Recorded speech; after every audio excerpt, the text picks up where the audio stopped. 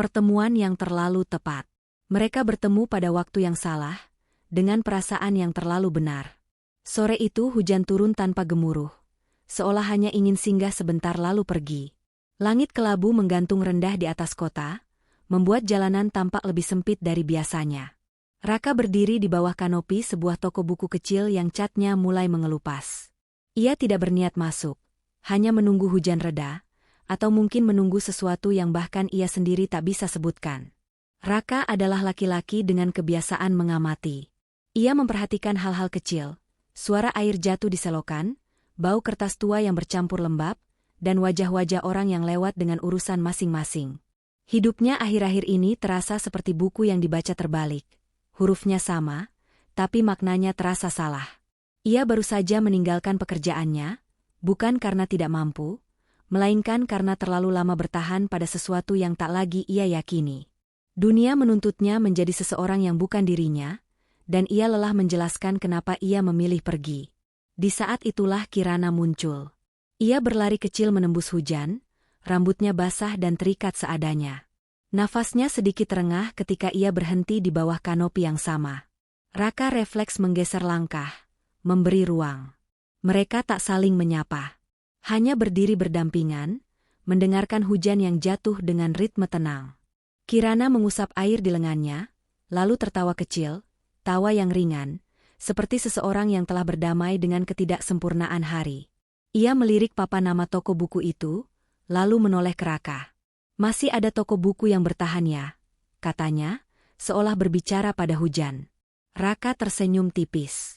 Sepertinya mereka keras kepala, jawabnya, atau terlalu setia pada hal-hal lama. Kirana mengangguk, matanya berbinar samar. Aku suka yang begitu. Percakapan itu seharusnya berakhir di sana. Dua orang asing, berteduh sebentar, lalu kembali ke hidup masing-masing.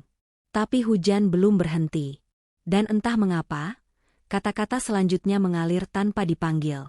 Mereka bicara tentang buku yang pernah mengubah cara pandang, tentang mimpi kecil yang tak pernah benar-benar mati meski sering disembunyikan, tentang rasa lelah yang tak selalu bisa dijelaskan kepada siapapun. Raka terkejut betapa mudahnya ia berbicara. Tak ada usaha untuk terlihat baik, tak ada topeng yang harus dipakai. Kirana mendengarkan dengan sungguh-sungguh, bukan dengan mata yang menilai, melainkan dengan hati yang menerima.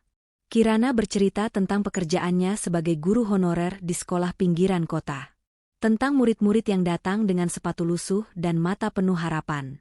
Tentang keinginannya melanjutkan kuliah yang selalu tertunda karena tanggung jawab keluarga. Ia mengatakannya tanpa keluh kesah, seolah hidup memang seperti itu, berat, tapi masih layak dicintai. Raka menyadari sesuatu yang aneh. Ia merasa pulang. Bukan ke tempat, melainkan ke perasaan yang lama hilang. Perasaan dimengerti tanpa harus menjelaskan segalanya. Perasaan duduk di samping seseorang yang tak mencoba memperbaikinya, hanya hadir. Hujan akhirnya mereda, meninggalkan udara yang lebih dingin dan jalanan yang berkilau. Orang-orang mulai berjalan lagi. Waktu seakan mengingatkan mereka bahwa dunia tak berhenti hanya karena dua orang asing menemukan kenyamanan. Aku harus pergi, kata Kirana pelan, sedikit ragu. Raka mengangguk, meski ada sesuatu di dadanya yang menahan. Iya. Tak ada janji, tak ada pertukaran nomor. Bahkan nama pun belum sempat disebutkan. Namun sebelum melangkah pergi, Kirana berhenti sejenak. Terima kasih, katanya, untuk obrolan yang jujur. Raka tersenyum. Terima kasih juga. Kirana lalu pergi, menyatu dengan keramaian yang perlahan kembali hidup. Raka berdiri di tempatnya lebih lama dari yang ia sadari. Ada perasaan aneh yang tertinggal, hangat, tapi juga mengusik. Ia tak tahu bahwa pertemuan itu akan menjadi awal dari sesuatu yang rumit. Ia tak tahu bahwa langit, sejak sore itu, mulai memperhatikan dengan cara yang tak ramah. Karena ada cinta yang tumbuh terlalu jujur, di waktu yang tak pernah benar-benar memberi izin. Dan kadang, yang paling menyakitkan bukanlah perpisahan, melainkan pertemuan yang terasa terlalu tepat, untuk akhirnya disalahkan oleh takdir. Doa yang berbeda arah. Hubungan mereka berjalan pelan, seperti melangkah di tanah rapuh yang bisa runtuh kapan saja. Tidak ada janji besar, tidak ada rencana jauh. Yang ada hanya kehati-hatian yang berlebihan, seolah setiap langkah harus ditimbang agar tidak meninggalkan bekas terlalu dalam. Setiap tawa selalu disusul rasa bersalah. Setiap rindu, diiringi kecemasan yang tak pernah benar-benar pergi. Alia sering merasa bahagia bersama Rendra, namun kebahagiaan itu tidak pernah datang sendirian. Ia selalu membawa bayangan wajah ibunya, nada suara ayahnya, dan kalimat-kalimat yang tidak diucapkan namun terasa jelas. Hidupmu bukan hanya milikmu. Mereka jarang bertemu terlalu lama. Alia selalu pulang sebelum malam benar-benar turun. Rendra tidak pernah memaksanya tinggal. Ia belajar membaca bahasa diam Alia, bahwa setiap menit yang terlalu lama bisa berubah menjadi beban. Ada sore ketika hujan turun tanpa rencana, memaksa mereka berteduh di bawah atap halte kampus. Suara air memukul aspal seperti detak waktu yang tak bisa dihentikan. Rendra menatap hujan itu lama, lalu berkata dengan suara yang ditahan. Kalau nanti kita siap, aku akan datang secara baik-baik. Kalimat itu tidak diucapkan dengan percaya diri berlebihan. Tidak pula terdengar seperti janji kosong. Rendra mengatakannya dengan keyakinan sederhana. Keyakinan orang yang percaya bahwa niat baik akan menemukan jalannya sendiri. Alia hanya tersenyum. Senyum yang rapi.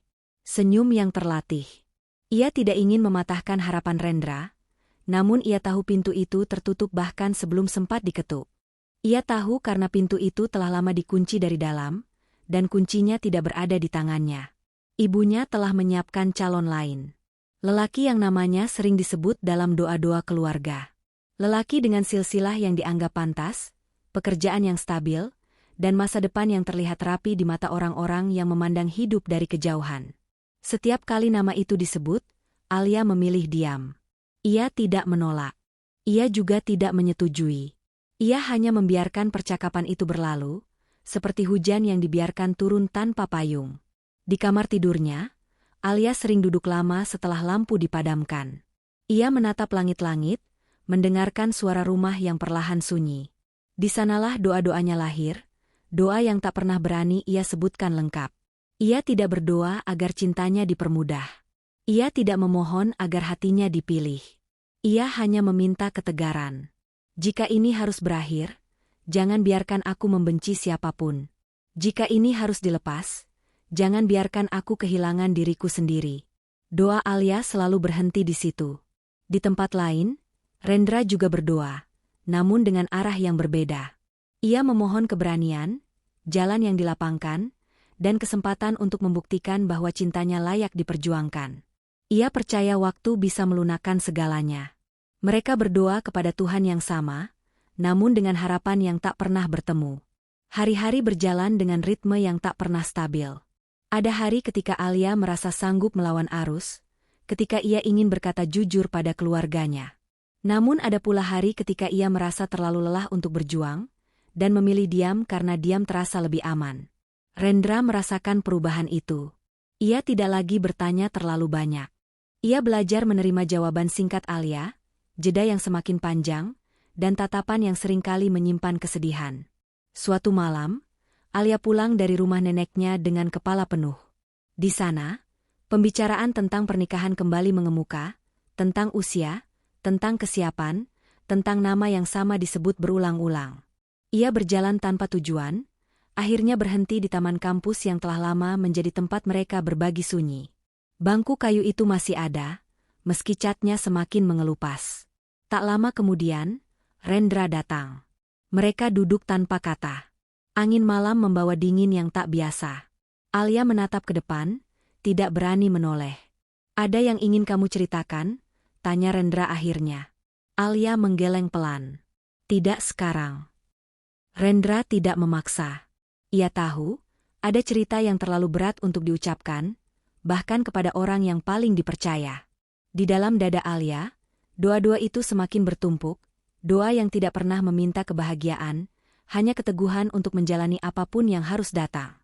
Ia mulai mengerti satu hal yang menyakitkan. Terkadang, bukan cinta yang kurang kuat, melainkan keberanian untuk melawan yang tak pernah benar-benar dimiliki.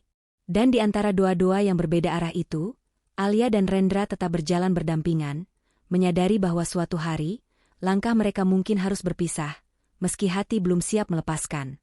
Restu yang tak pernah turun. Hari ketika Raka mencoba meminta restu, adalah hari ketika hujan turun paling lama. Pagi itu langit sudah kelabu sejak subuh. Seolah tahu ada sesuatu yang akan runtuh perlahan. Raka berangkat dari rumah Kirana dengan langkah yang lebih berat dari biasanya. Bukan karena jarak, melainkan karena keberanian yang ia kumpulkan sepanjang malam belum sepenuhnya utuh. Di saku kemejanya, ponsel bergetar, pesan singkat dari Kirana. Aku percaya kamu. Kalimat itu sederhana, tapi justru itulah yang membuat dadanya sesak. Raka tahu, kepercayaan adalah hal paling berisiko ketika taruhannya adalah masa depan. Rumah orang tuanya berdiri tenang seperti biasa. Tak ada yang berubah. Pagar besi yang selalu tertutup rapat, pot bunga yang disusun rapi, dan ruang tamu dengan sofa coklat tua yang menyimpan begitu banyak percakapan sepihak. Ibunya menyambut dengan senyum tipis, ayahnya duduk di kursi favorit, membaca koran yang sama seperti setiap pagi. Raka duduk berhadapan dengan mereka, menautkan jemari agar gemetarnya tak terlihat. Ia memulai dengan suara yang ia jaga tetap tenang. Tentang Kirana. Tentang bagaimana ia hadir tanpa mengubah siapapun, tentang caranya mendengarkan, tentang cinta yang tidak gaduh tapi setia. Raka tidak memohon. Ia hanya menyampaikan, sejujur mungkin, seperti seseorang yang akhirnya berhenti bersembunyi. Hening turun seperti tirai tebal. Ayahnya menurunkan koran, melipatnya perlahan, lalu menatap Raka dengan mata yang tidak marah, dan itulah yang paling menyakitkan. Tidak ada nada tinggi, tidak ada emosi yang meledak. Hanya keputusan yang terasa sudah ada jauh sebelum percakapan dimulai. Tidak, kata ayahnya akhirnya. Satu kata. Pendek. Pasti. Ibunya menambahkan dengan suara lembut yang terdengar seperti alasan-alasan yang sudah dihafal. Masa depan, perbedaan, luka lama yang tak pernah benar-benar sembuh.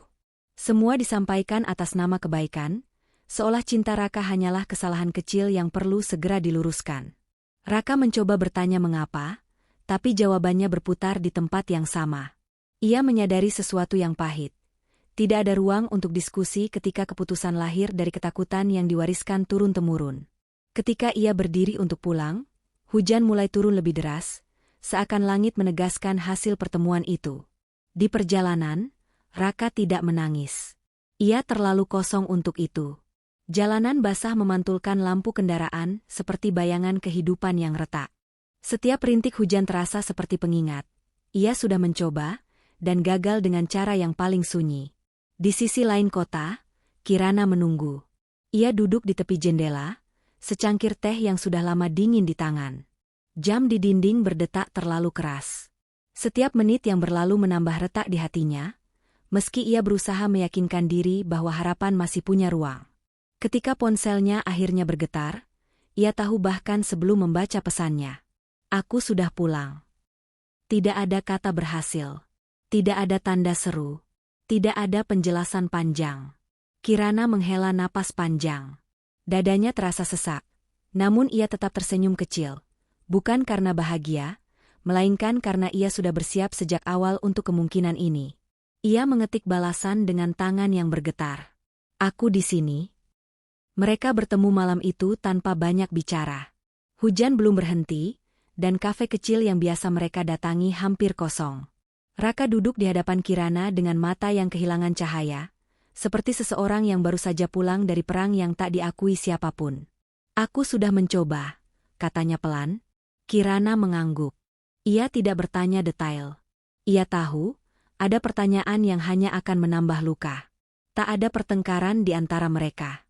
Tak ada saling menyalahkan.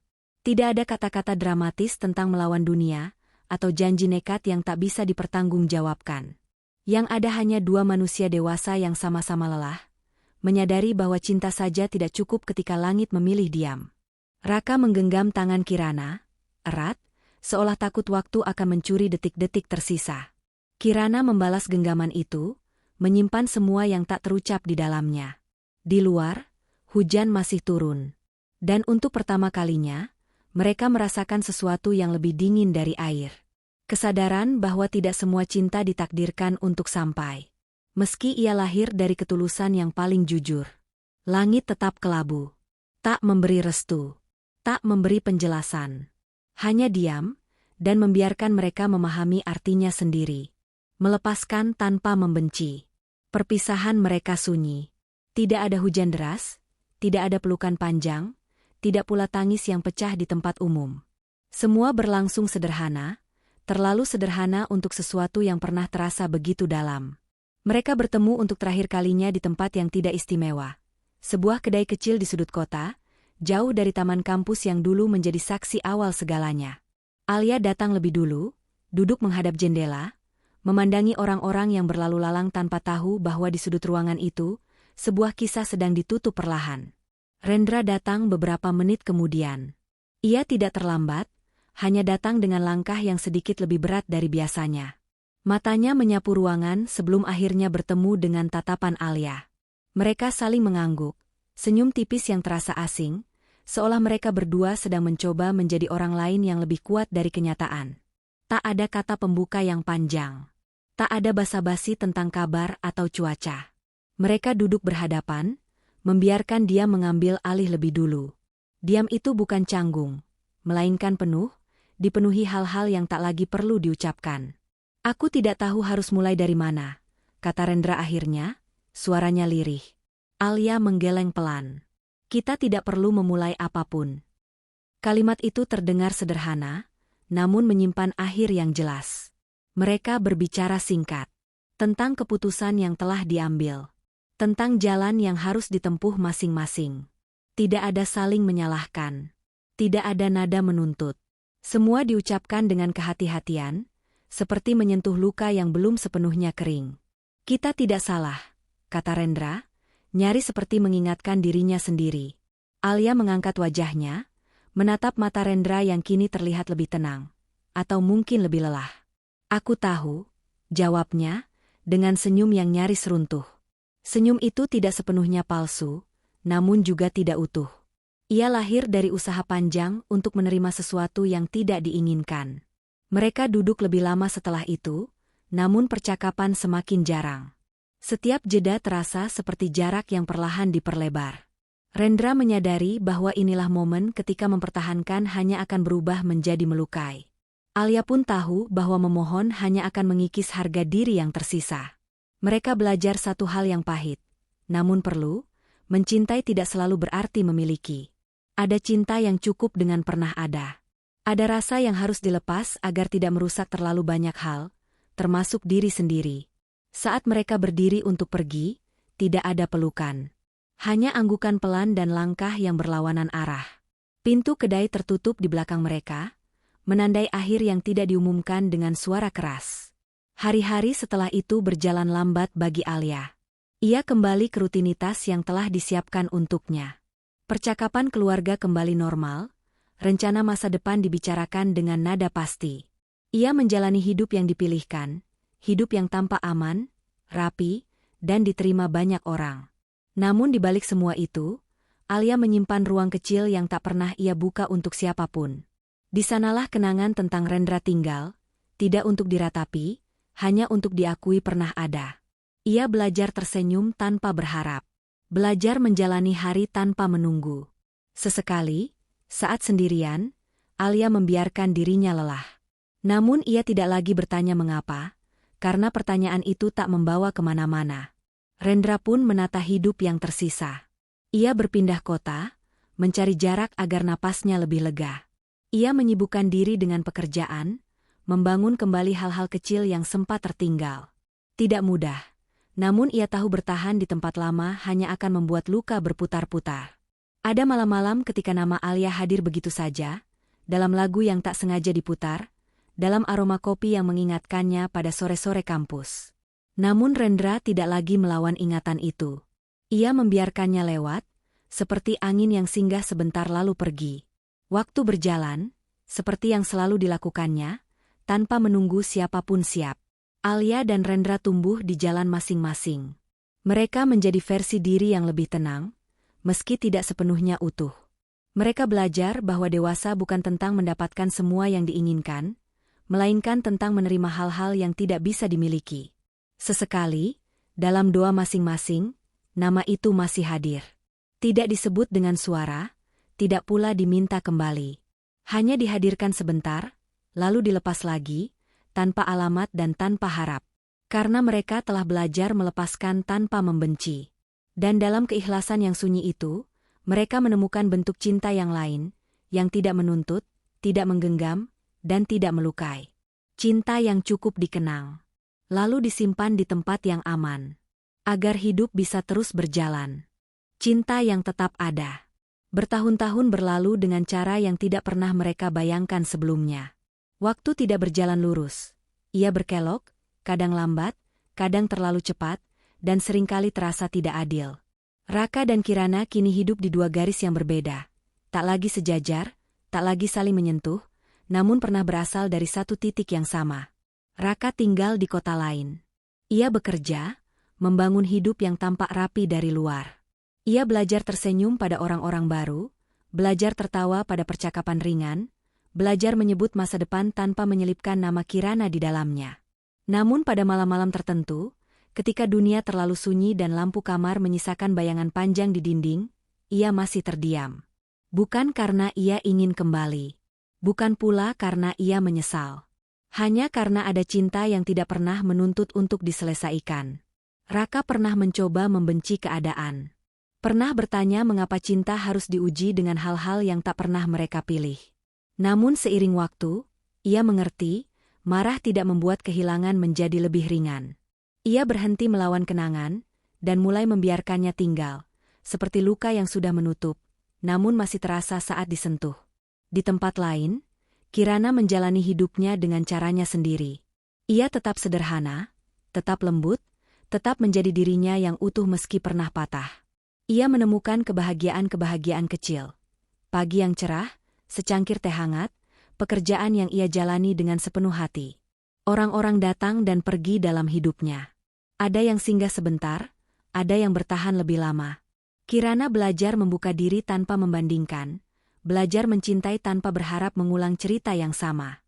Ia tidak menunggu Raka. Tidak pula menutup pintu bagi siapapun. Ia hanya berjalan, setia pada hidup yang kini ada di hadapannya. Namun pada doa-doa tertentu, doa yang tak punya alamat dan tak menyebut nama, Raka selalu hadir. Bukan sebagai kekasih yang hilang, melainkan sebagai bagian dari dirinya yang pernah sangat hidup. Mereka tidak pernah bertemu lagi. Tidak sengaja, tidak pula direncanakan. Namun kota-kota menyimpan jejak mereka dengan caranya sendiri. Di sebuah kafe kecil, Raka pernah terdiam saat melihat buku yang dulu Kirana sukai terpajang di rak. Di sebuah halte tua, Kirana pernah menoleh ketika hujan turun dengan ritme yang sama seperti sore pertemuan pertama mereka. Tak ada air mata. Tak ada penyesalan yang meledak-ledak. Hanya kesadaran pelan bahwa beberapa cinta tidak pernah benar-benar pergi. Ia hanya berubah bentuk. Raka suatu kali menyadari sesuatu yang membuat dadanya terasa hangat sekaligus perih. Ia tidak lagi ingin memiliki Kirana. Ia hanya ingin Kirana baik-baik saja. Dan perasaan itu, anehnya, terasa lebih murni daripada segala keinginan yang pernah ia miliki dulu. Kirana pun memahami hal yang sama. Ia tidak lagi membayangkan hidup bersama Raka. Namun ia bersyukur pernah mencintai seseorang dengan sedalam itu, tanpa tipu daya, tanpa syarat tersembunyi. Cinta itu mengajarkannya keberanian, bukan untuk melawan dunia, melainkan untuk menerima kenyataan tanpa kehilangan kelembutan. Cinta mereka memang tak pernah diberi restu. Namun juga tak pernah benar-benar ditolak oleh hati mereka sendiri. Ia tinggal di ruang yang tidak terlihat. Di cara mereka menghargai perasaan orang lain. Di cara mereka tidak memaksakan apa yang tak bisa dipaksakan. Di cara mereka belajar melepaskan tanpa merendahkan makna yang pernah ada. Ada cinta yang memang tidak ditakdirkan untuk dimiliki. Bukan karena ia kurang kuat, melainkan karena ia terlalu jujur untuk dipaksa tunduk pada dunia. Dan mungkin, justru disitulah keindahannya. Langit tetap membentang di atas mereka. Sama birunya, sama diamnya. Ia tidak pernah memberi izin. Ia juga tidak pernah melarang dengan suara keras. Ia hanya membiarkan dua manusia belajar satu hal yang paling sulit dalam hidup. Bahwa mencintai tidak selalu berarti bersama. Dan kehilangan tidak selalu berarti gagal. Di bawah langit yang sama, Raka dan Kirana melangkah maju. Membawa cinta yang tak lagi mereka genggam. Namun akan selalu menjadi bagian dari siapa mereka hari ini. Dan langit, pada akhirnya, tetap diam. Menyimpan kisah mereka sebagai rahasia yang tak perlu dijelaskan.